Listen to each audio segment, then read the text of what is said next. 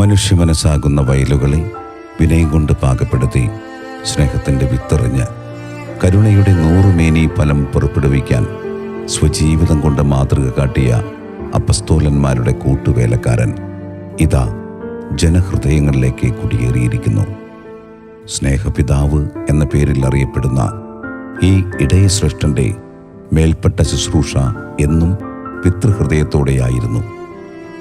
ആദരാഞ്ജലികൾ അർപ്പിക്കുമ്പോൾ പുഷ്പങ്ങൾ തീർത്തും ഒഴിവാക്കി അപരന് ഉപയുക്തമാകുന്ന രീതിയിൽ സാരിയോ മറ്റു തുണിത്തരങ്ങളോ ഉപയോഗിച്ചുള്ള റീത്തുകൾ മാത്രം മതിയെന്ന് അദ്ദേഹം മരണപത്രത്തിൽ എഴുതി ചേർത്തത് ഈ പിതൃഹൃദയത്തിൻ്റെ പ്രതിഫലനം മാത്രം.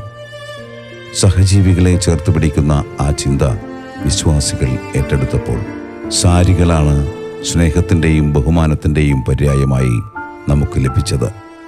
വിശുദ്ധ ജീവിതത്തിൻ്റെ വെളിച്ചം ബാക്കി വെച്ച് ലളിതവും എന്നാൽ താൻ നയിച്ച വിശ്വാസികളുടെ സാന്നിധ്യം കൊണ്ട് പ്രൗഢഗംഭീരവുമായ ഒരു മടക്കയാത്രയായിരുന്നു അത്.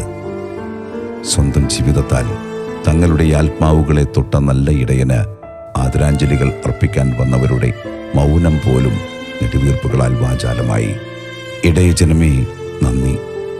പൗരോഹിത്യത്തിൽ മാനുഷികതയും ദൈവികതയും ശ്രേഷ്ഠമായ രീതിയിൽ പ്രതിഫലിപ്പിച്ച ഇടയശ്രേഷ്ഠന് നിങ്ങൾ ഹൃദയം കൊണ്ടു നൽകിയ ആദരാഞ്ജലികൾക്ക്